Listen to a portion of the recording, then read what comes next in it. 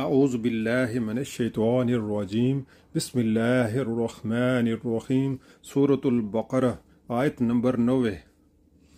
बिअसा मश्तरौ बिही अनफुसहुम अन यकफुरू बिमा अंज़लल्लाह बग़यन अन युनज़्ज़िलल्लाहु मिन फ़ज़लिही अला मन यशाअु मिन इबादिही फ़बाअु बिग़ज़बिन अला ग़ज़ब वलिल काफ़िरीन अज़ाबुम मुहीन।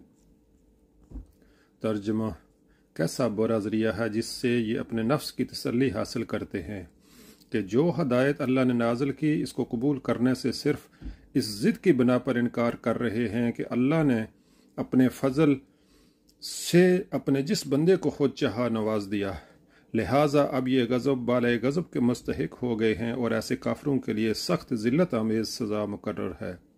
इस आयत का दूसरा तर्जुमा यह भी हो सकता है, कैसी बुरी चीज़ है जिसकी खातिर उन्होंने अपनी जानों को बेच डाला, यानी अपनी फलाह सआदत और अपनी निजात को कुर्बान कर दिया।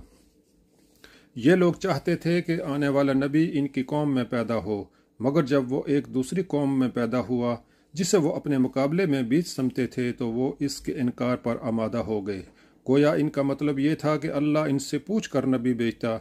जब इसने इनसे न पूछा और अपने फजल से खुद जिसे चाहा नवाज दिया तो वो बिगड़ बैठे।